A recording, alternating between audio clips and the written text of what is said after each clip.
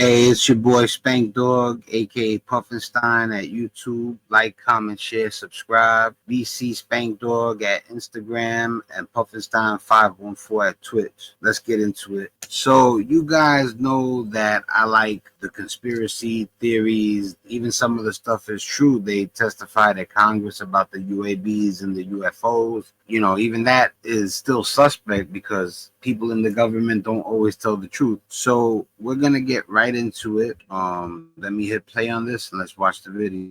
But if something is featured on this channel, more than likely, I do not like it. But in this first segment, did you know that the United Kingdom, they will be dimming the sun? A lot of us, not all of us, but a lot of us for some time have felt like the moon and the sun have been different from what we remembered, right? Like for those that feel this way, the sun just appears to be a lot more intense. And most of the times being out in the sun, it just burns. It looks like a white LED light bulb from Dollar General. Not even sunflowers want to turn towards the sun anymore. Then we have the moon with... If that's a real thing where it's so hot that they grew away from the sun, that's crazy. And if it's to make a point and it's an animation saying it's so hot the sunflowers don't even want it, it's still funny. I don't know if that's a real thing right there or not. All these different moon types, the moon appearing in the wrong side of the skies at certain hours when it should be on the opposite side of the skies. Then there are people that are saying that the moon is also a lot more intense. It comes off very bright and it's bigger than what people remember. Now, before anybody says that that's crazy talk, that's French toast and eggs, that the moon and the sun are different from what we remembered, we have to remember that they have been wanting to block out the sun for quite some time now. Bill, the mosquito guy Gates, has come out and said that he wants to block out the sun. And then we have China with the artificial sun and so forth. But also... You know, I talked about the artificial sun in one of my videos. When you see stuff like artificial sun, or you see people putting patents on machines that generate a fake sun, that's definitely not a good thing. You know what I'm saying? There are patents for a lunar and solar simulator, a fake sun and a fake moon. Then there's also the fact of they are constantly spraying the skies. So to believe that there's something wrong with... Yo, right outside my house two days ago, when I looked up, that right there, what you see on the screen, that's how my sky looked. I seen the jet flying by and the smoke coming out back of the jet. And I remember all this chemtrail stuff, and I told my lady, I said, yo, because I've been with my lady for 24 years. I said, yo, like, I've been hearing that is not cool. When I was young, I used to always look at the jet leaving the smoke trail in astonishment. And now I look at it wondering if it's something that's going to hurt me. So I told her that I've heard bad things about the smoke coming out of the jet engines. I'm like, if you can avoid going out there for a little while, maybe you want to do so. Maybe after a certain amount of time, the air quality goes back to normal or even good. You know what I'm saying? But this, as a kid, was beautiful to me. And to find out that it's something that might be hurting me is very sad. With the sun and the moon and the skies, or they just feel different, is not outside the realm of possibility, especially given the fact that we have all this in play. But now news is coming out that they are now indeed dimming the sun. Yes, they are going through with the plans of dimming the sun. You have no say in the matter, as if you ever did. The article from The Guardian, which was published yesterday, April 22nd, is titled, United Kingdom Scientists to Launch Outdoor Geoengineering Experiments. Blocking sunlight could temporarily slow the climate crisis, but the technologies remain highly controversial. Like, they put aerosol in the air. I don't know if those jets are doing it, but they're saying that they throw an aerosol in the air because the reflection, it reflects the sun back upwards. So this 50 million euro project will be small in scale at first and eventually expand out. If successful, this could temporarily reduce surface temperatures and the harm the climate crisis is causing, giving more time for the deep cuts in global carbon emissions needed. Yes, the reason why they're blocking out the sun is due to the climate, or the big bad boogeyman in their eyes, or so they say. But my brain, how my brain works, I always think there is something else going on, something beneath the surface, that the reason why they're doing this could be for multiple reasons. Destroying the crops, destroying the farmlands even further, spraying poisons in the air, and dimming out the sun could truly make holograms pop out more. You can see right here the three methods they're going to use for solar geoengineering. A, airplanes to release tiny aerosol particles that reflect light back into space. B, the least understood method. And I am sure it's the least understood. Seeding then cirrus clouds in the upper troposphere with ice nuclei could reduce their lifespan and increase cooling. And C, boats release aerosol particles that increase the reflectivity of low clouds. So they are really going all out to make sure that they basically block out the sun. The article goes on to say that, however, solar radiation management, SRM, could have serious unintended consequences, such as shifting rain vital to food production. Some scientists warn that starting to develop geoengineering could reduce the drive to tackle the root cause of climate emergency, the burning of fossil fuels. But I don't believe it's come to the point where they're spraying aerosol in the air to reflect the sun. I don't know if that's an excuse to do something or if it's a legitimate attempt at trying to stop global warming. it's not unintended. This is something they've always intended to do, was to harm the food production, to harm crops. You'll eat the bugs and you'll like the bugs. So as of right now, this is only in its testing phase, or again, so they say, but they hope to really expand this out over the course of a decade. But this is not new news. This is nothing new. They have been doing this stuff for quite some time now, for decades, manipulating the effects of the sun on the earth, manipulating the moon, manipulating the skies, manipulating the weather, and so forth. But this is just to let you know in advance when you see everything extra dim, extra dreary, and you ask yourself, why haven't I seen the sunlight for quite some time? Why are my crops dying, and so forth? Well, they can say we did this for the climate. We dimmed the sun for the climate. Remember those news articles we were getting in the beginning of 2025 where people in the United Kingdom, they were saying in certain locations they were not getting any sunshine whatsoever in days. Matter of fact, some people were saying in a month there was absolutely no sun. The lack of sunshine was being blamed on something called a anticyclonic gloom, something along those lines. It was some kind of crazy name. A month without no sun on the earth? That's insane. I mean, unless because there's certain parts of the world like Alaska where, they get, I think, like, what is it, 3 months of sun, 3 months of night? I forget. 30 Days of Night. That's the name of the movie. Yeah. So, 30 Days of Night isn't peculiar if you live in Alaska, but in the UK. But with this news coming out, it kind of makes a lot of sense now why certain parts of the United Kingdom were not getting any sunshine. If anything, with the skies constantly looking gray, I don't remember the last time the skies actually looked blue. We need more sunlight. And when I say more sunlight, of course, I'm talking about the natural sun. Yeah. Not an artificial sun and not a solar simulator. That's right. But in other news, and talking about a real life boogeyman, on Monday, we all know that the Pope passed away at 88. Klaus Martino Schwab, the founder of the World Economic Forum, had officially stepped down as chairman, and in his words, in his 88th year. For almost 55 years, since 1971, Klaus Schwab was the chairman of the World Economic Forum. So for 55 years, he ruled the World Economic Forum, but suddenly, out of nowhere, a couple days after he stepped down, there are now whistleblower claims against him. Now you may be saying, great, he's going to get his day and there's going to be some action taken against him. But wait, because the World Economic Forum, they are confirming that they are investigating Klaus Schwab. So it'll be the World Economic Forum at the helm of this investigation. It kind of works like, remember that video that came out involving CERN where that girl was in front of that Shiva statue and cloaked figure stabbed her? CERN investigated CERN and found that CERN did no wrongdoing, that it was just a prank. But anyway, going back to Klaus Schwab, and I'm reading this article from Finance 24, is titled World Economic Forum Confirms Investigation into Claims Against Founder Schwab. The World Economic Forum confirmed Wednesday that it has launched an investigation into allegations made against its founder, Klaus Schwab, that reportedly prompted his resignation this week.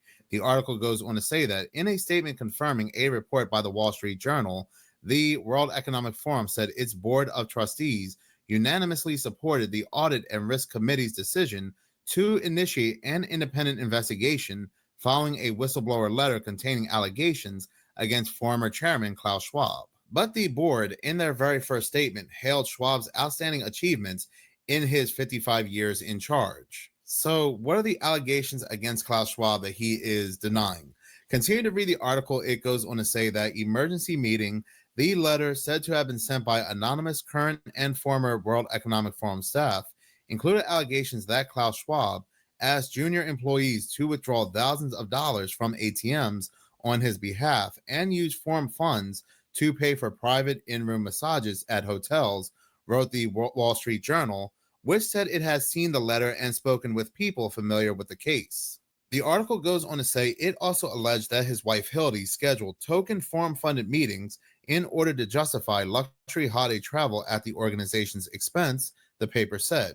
And the letter reportedly raised concerns about how Schwab treated female employees and how his decades-long leadership allegedly allowed instances of sexual harassment and discriminatory behavior to go unchecked. If that was recognized by people higher up than him, his bosses, because I don't think they said world economic leader, but he has people above him, and if they were aware of what was going on, this is unacceptable. Oh, let me stop right there. Does anybody out there truly believe that this organization was not aware that this man has been doing these things for quite some time? I mean, for 55 years, we have all these world leaders who act like enemies on TV coming together kissing Klaus Schwab's behind. After all this time, now we have a whistleblower coming out exposing him, saying, look what he's been doing. I'll go ahead and tell you what this is. You want to know what this is? This is one of two things, or perhaps both. This is either a humiliation ritual, or this is a distraction from who they are currently going to go ahead and bring into the World Economic Forum leadership, who they are. Let me introduce you to the man I was speaking of, who will be replacing Schwab, I believe. I'm going to give it a little rewind, and let's hear it from the beginning. Things, or perhaps both. This is either a humiliation ritual, or this is a distraction from who they are currently going to go ahead and bring into the World Economic Forum leadership, who they are bringing to replace Klaus Schwab. Because there are some wild things currently taking place in the World Economic Forum that I'm sure they don't want people to look into while they are distracting people with this news about Klaus Schwab. The current interim chairman of the World Economic Forum is Peter Brabeck, as Klaus Schwab has stepped down. And Peter Brabeck has made statements like this in the past. You also have to remember that this man is the chairman of Nestlé. You know, Nestlé water, Nestlé chocolate. State of survival ocean shelter. Did you see that man's eyes? Normally, I don't go by fancy RVs or rafts. This is that powerful. Start by grabbing two.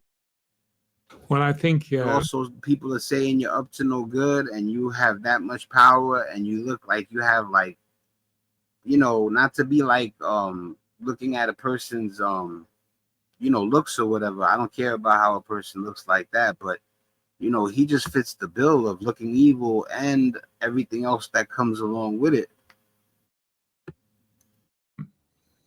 That's a very, very crucial question. And it is being brought forward by some NGOs in a very simplistic manner. They are saying water is a human right. Therefore, it's not a commercial material. My answer to this is, yes, you're right. Water is a human right. The 25 liters of water that we need as a minimum as a person in order to live decently, which is my 4 to 5 liters of liquid, which I have to take to me, which is about the 4 or 5 liters for the cleaning. It's about the 4 or 5 liters that we need in order to clean the dishes. Yes, this is a human right. But I don't think it's a human right to fill up my swimming pool, to wash my cars, to water the golf course, or even to water the garden. I don't think this is a human right. And if we do not understand that the water, which is a human right, is the smallest part of the water that we are using, and that the big parts, which can be, just to give you a figure, I mentioned we need about 25 liters per day per capita. Well, we are using in the United States about 400 liters per day. So this 380 liters of water.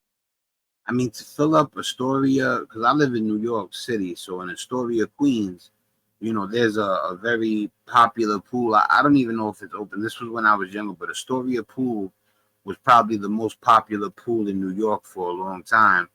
Now, to fill up Astoria Pool or even Jones Pool, which is in Long Island, I believe, it's pretty far from where I'm at, but it's still close, of course. And Astoria, I could drive there in 25 minutes. But to fill those pools, you need thousands of gallons of water every day. Now, I'm not saying, of course, I'm talking about if there was a water crisis, you know, I don't know what people are going to do as far as their swimming leisure. But when you're talking about humanity opposed to swimming leisurely, you know. I don't think this is human right. And this should have a price. Why? Because if we do not put the price, we will not make the investments which are necessary in order to use the most precious of the resources that we have in a more responsible manner. So the water situation gets worse and worse. And if we do not give a value to the water, those investments are not going to be made because nobody has an interest to invest because you don't have an economical return. If the value of water is zero, any investment will never yield. If the water has at least a decent price, an investment might yield. And that's why we don't make the investments. Those who emotionally appeal that water should not have any price because it is a human. Yeah, I think the people who get the funding for the pools and stuff, yeah, it's all right if they pay some sort of fee to get the daily water, especially when we're facing all these global things or whatever. But you think about the people that use the pools to make it through the summer and stuff like that. So, but like I said, humanity and staying cool, there's a big difference. They don't look into reality. So at the end of the day, it's basically all about control, how much water we use and how much water they are going to give us, because in their eyes, water is not a human right. Water should not be free. Are there people out there wasteful with water? Yes, but I don't think anybody wants a major corporation like Nestle, who's all about water, control of water, and the World Economic Forum to determine whether water is a human right or not, and what the That's where you call it a conflict of interest.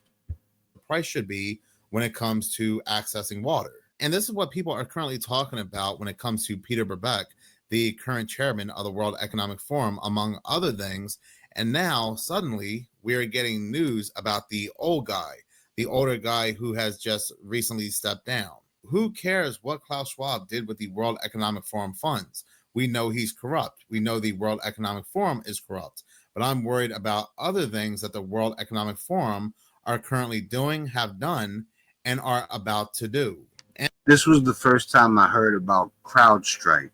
And on top of everything else, we have the corrupt World Economic Forum at the helm of this investigation, investigating their corrupt ex-leader who's probably still in charge. You never know. And yes, that photo showing Peter Brabeck's eye looking very unusual is not a Photoshop. It's not edited. It is very real. In his words, he said it's due to an undisclosed illness that's curable. And more than likely, it could be. Very well, he may have an illness, but we have seen time and time again where these people in high power, high positions, and especially when certain people go to do higher things, they always seem to have damage to their eye. And it always seems to be their left eye. Remember, news and photos came out of the Queen having a very similar looking eye to Peter Brabeck, and it was also her left eye. Reading this article here from the Mirror, the Queen and I, monarch spotted with extremely bloodshot eye, but is in fine fettle. And just like Peter Brabeck, the Queen of England also refused to disclose how she had suffered this red eye. It just is what it is. She had. Listen, man, when you see stuff like this, a lot of times you want to stay grounded, of course, but it's just too much stuff. Gotten the red eye, and that is that. The article ends with the Queen has suffered similar bloodshot eyes back in 2006 and 2011, and again, they never disclosed how she had gotten these bloodshot eyes, but at the end of the day, I guess it's her right to not to disclose it. Queen Sylvia would also sport this very similar red eye on her left eye, just like Queen Elizabeth. But a few You know, there's a movie called Children of the Damned where their fingernails are black and I think their eyes are black also. You know, this is the old people of the damned. months ago, I did upload a video to YouTube discussing this certain left eye society and how these members get these eye conditions and why they're getting these eye conditions. YouTube was not playing around. They deleted that video right away. I had to actually upload that video to my Humble page and it's still there. So yeah, it could be a medical condition, but who really knows? And now he is the chairman of the World Economic Forum. Temporarily, but again, who really knows? And talking about other topics that are currently being discussed at the World Economic Forum, this next video comes from Moon Henry on TikTok. Again, a channel that I'm a very big fan of. He also has a YouTube channel as well under Moon Henry. What is going on with the WEF? I'm getting total villain, last boss type vibes. Make sure you stick around because you will not hear this anywhere else. We'll come right back to this stuff. Now, before we get into the really crazy part, we have the WEF talking about implanting devices in Bluetooth headphones and other things for who knows. That's another thing. Don't sign up for no microchips in your body, nothing like that. They're trying to normalize it. I've seen people putting stuff in their skin and saying that they want to be half human, half cyborg. Now, people like to copy each other. So now you got people doing that. There's going to be a group, at least a small group to follow. So you already got a handful of people that are beyond okay with the chip. Trust me, don't try to mesh your body into some sort of half robot, half human. Knows what? And yeah, this is pretty crazy, but it gets crazier. Wearable devices. So these are brain sensors that are starting to be embedded in everyday devices, but until now have been a number of niche companies that really have focused on mindfulness and meditation. The use of, for example, brain sensors that can pick up electrical activity in the brain at a pretty low resolution. So y'all heard that, right? They're already putting chips in your headphones that can read your brain activity. We also just had Schwabi step down and this guy step up. But let's be real. Why do they want to measure your brain activity? What kind of electrical signals can they pick up from your brain? Do you see this behind me? Automatic machine for identifying blanks of blank from voice to skull. So this is a patent that fights against the other patent, which is the voice to skull. So I'm sure you're wondering, what is voice to skull? Well, it's technology where they can implant voices in your own head. You'll think it's you half the time. So I was actually going to get the voice to skull patent, and I found this one instead. If you want to look farther into it. TikTok does this picture, I'm sure they all have infections. So I've showed you in times past where they can literally read your brain from the camera on your phone using your eyes. And through that, they'll decode some electronic signature from your brain to know what you're thinking. Also now with your headphones. They can read your thoughts, you know, if I got it correct. They can get that same exact signal. We also have AI being able to detect your location through walls. So long story short, because I'm just joking, I'm just giving y'all some fiction. Theoretically, it would never happen. When voices beam to your skull, they'll know what you're thinking about that voice because your headphones or whatever else kind of technology. This all coming up when the last boss fight is stepping up in the new identification required to enter government buildings. Need I say any more? So yeah, like I said, do not get excited about this news. About First of all, look at this guy's outfit. He looks like he just got picked up by the Star Trek Voyager and they beamed him up from planet Neptune or whatever. Schwab being investigated. They are releasing this now for a reason and not That's for the smoking outfit. You know, who made that? Prada? Louis? Gucci? I know who. Balenciaga. They make stuff like that a lot. reasons you think. In this next segment, what is going on with Delta Airlines? Who out there is still flying Delta, as they've been really in the news lately with all these plane issues, Not me. constantly having issues with their engines Not catching me. on fire. When I first heard this crazy story, I thought it only happened to one plane, but apparently it happened to two different flights on the exact same day. Reading this article from Syracuse.com, it was published on April 21st. This article is titled, Delta, ceilings collapse mid-flight on two different planes on the same day. Like, what? This is crazy. This is I wouldn't fly right now, period. I told my lady, you know what I'm saying? I would not fly right now. I'm not a fan of flying, period. But if I was gonna, I never flew. If I was gonna experience my first flight, it definitely wouldn't be now. Absolutely crazy. Continuing to read the article, it goes on to say that last Monday, 2 different Delta flights experienced the same scary mishap. The ceiling collapsed mid-flight. On April 14th, the roof of a Boeing 757 plane flying from Santa Ana, California to Atlanta collapsed, hitting one passenger in the head, per a post in the Delta Reddit forum. Bringing up the Reddit post, you can see a picture right here of inside the plane with the panel off, and this was the panel that hit the passenger in the head. This could have ended really bad. The original poster said that everybody had to get off the plane. Paramedics, they were checking out the passenger, and that's all they knew after that. But the article does go on to say that the airline also noted that the incident left a wound on the affected passenger, who was treated by an emergency medical technician before proceeding on to their connecting flight in Atlanta. That is scary. A good blow to the head, even if it's not hard, could end your life or do some serious damage, or something that you're not aware of, like an aneurysm. But like I said, that wasn't the only one. Continue to read the article. It goes on to say, weirdly enough, that wasn't the only Delta flight that day that didn't land with a fully intact roof.